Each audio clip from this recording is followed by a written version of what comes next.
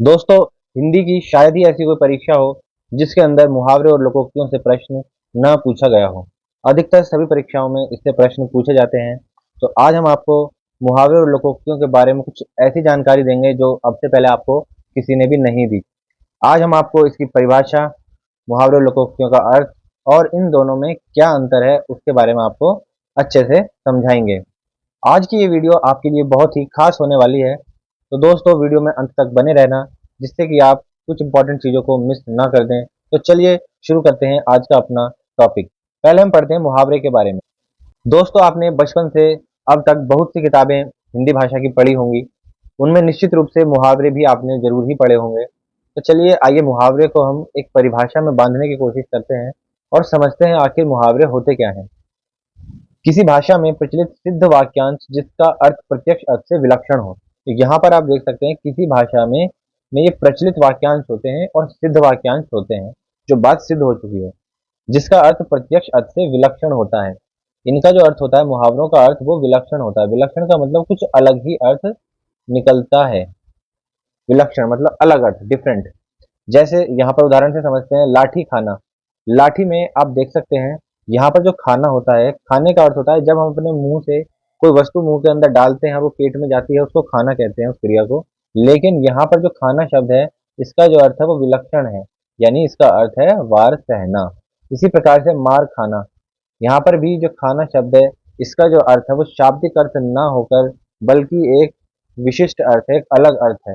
यहाँ पर अर्थ है, मार का अर्थ है पिटाई लगना, यहाँ पर खाना का अर्थ अलग है।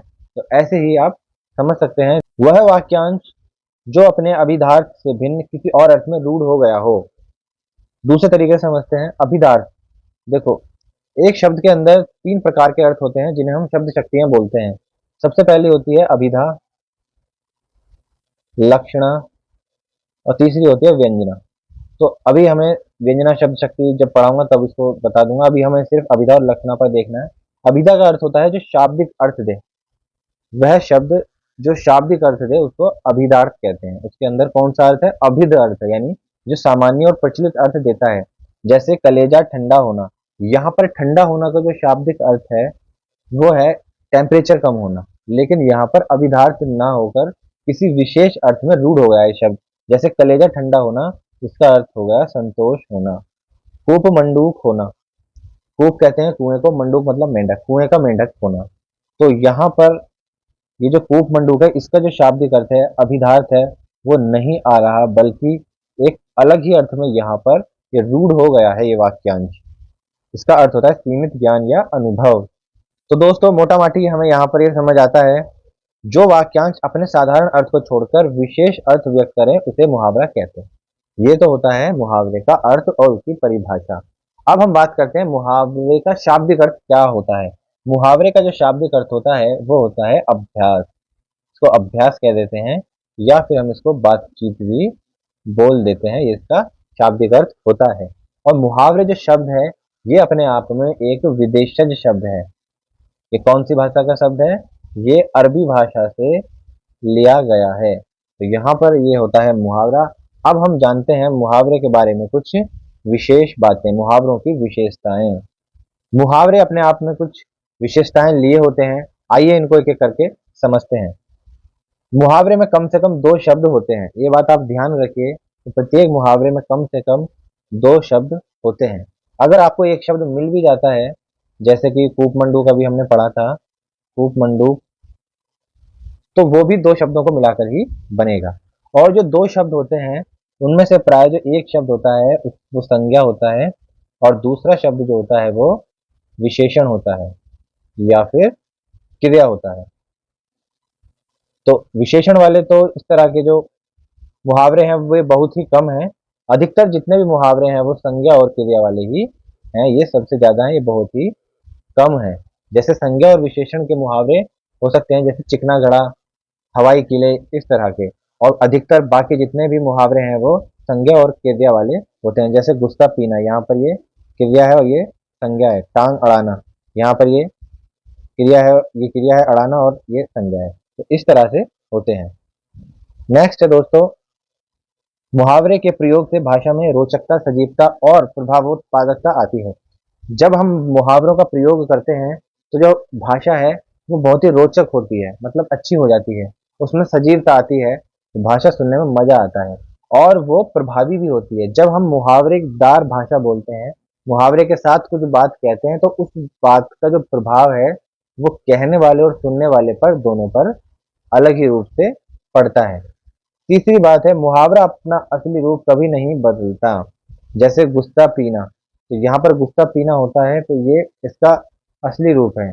गुस्सा खाना या क्रोध पीना ऐसे हम प्रयोग नहीं करेंगे। मुहावरा एक सिद्ध रूढ़ इकाई है। ये जो मुहावरा है गुस्सा पीना, ये रूढ़ हो गया है क्रोध दबाने के लिए। ठीक है, गुस्से को दबाने के लिए। यहाँ पर पीना जो है, पीने का जो अर्थ है वो दबाना के लिए रूढ़ हो गया है। इसके शब्दों या शब्दों के क्रम में हेरफेर नहीं करनी चाहिए।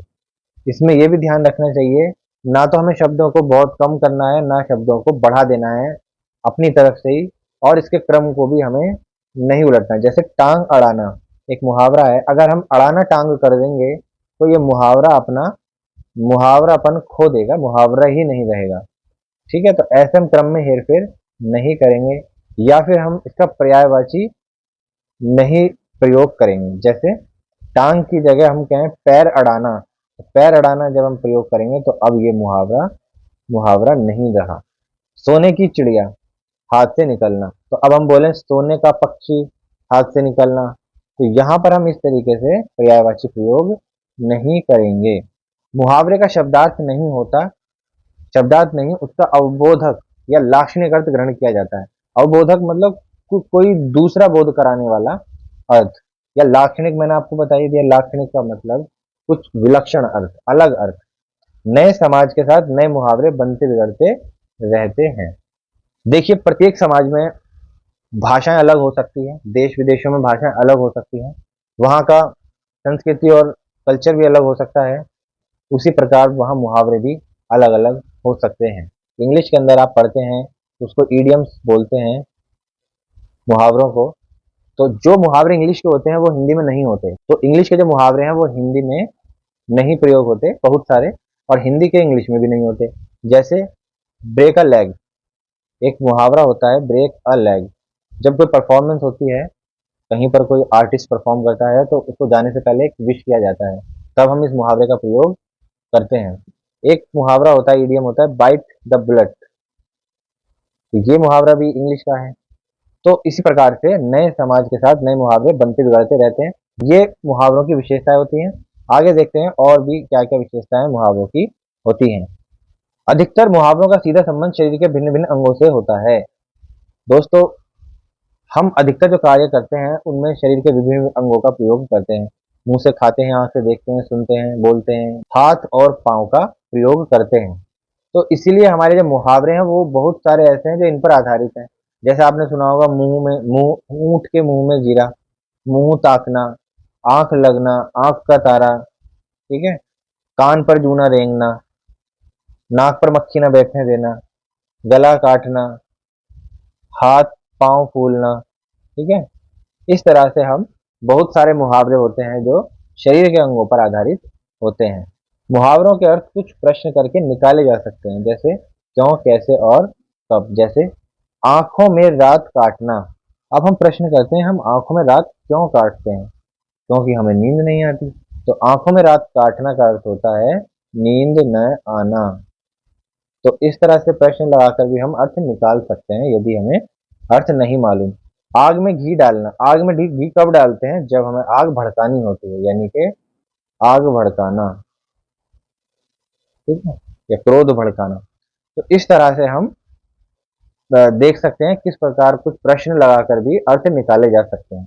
लेकिन हम इस प्रकार से सभी मुहावरों का अर्थ नहीं निकाल सकते।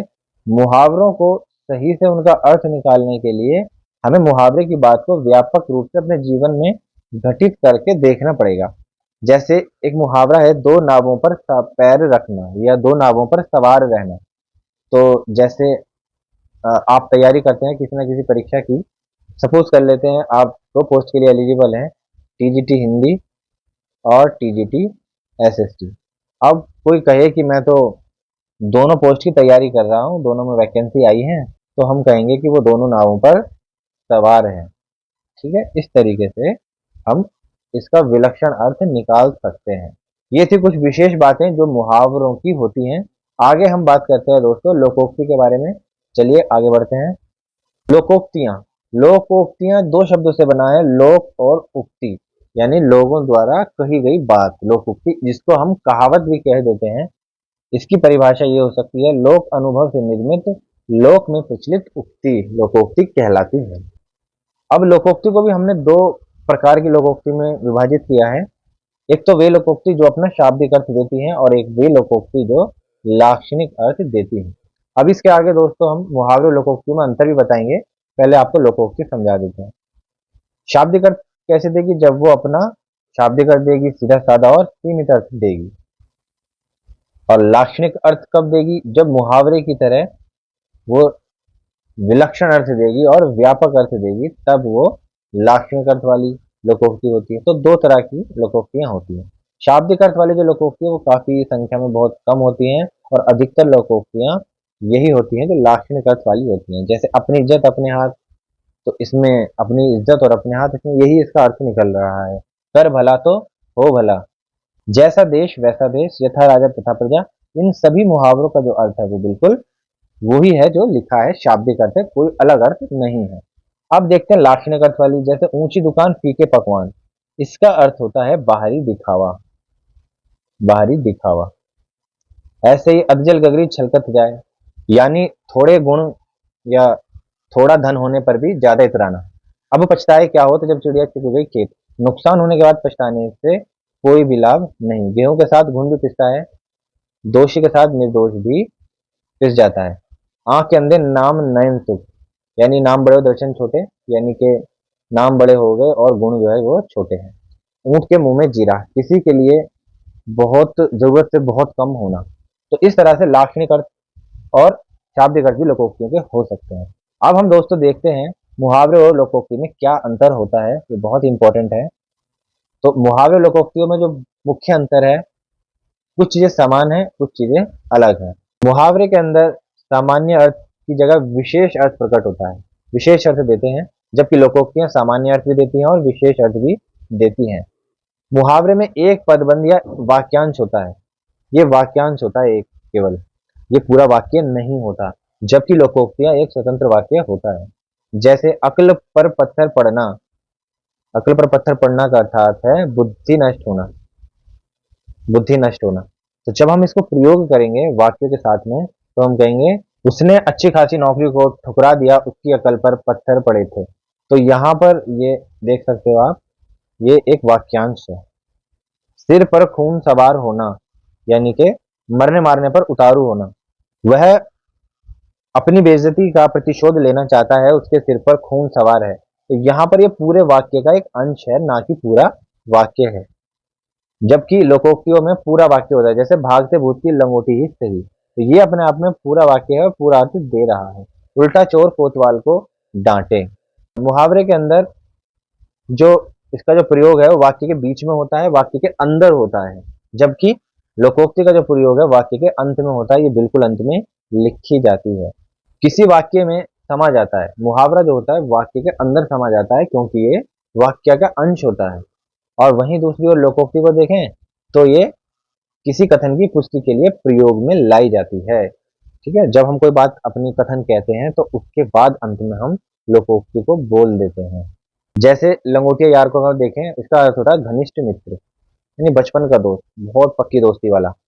तो मैं अपने दोस्त के साथ रोज 1 घंटा बैठकर बात करता हूँ, वो मेरा लंगोटिया यार है।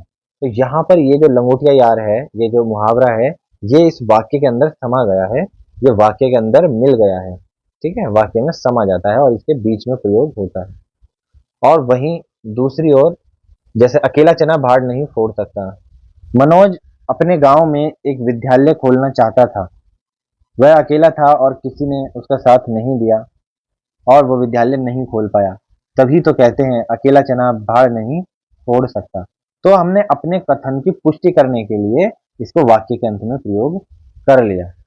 तो अगर आपको दोस्तों मेरी वीडियो अच्छी लगी हो तो वीडियो को लाइक करें, शेयर करें और चैनल को सब्सक्राइब भी करें। धन्यवाद।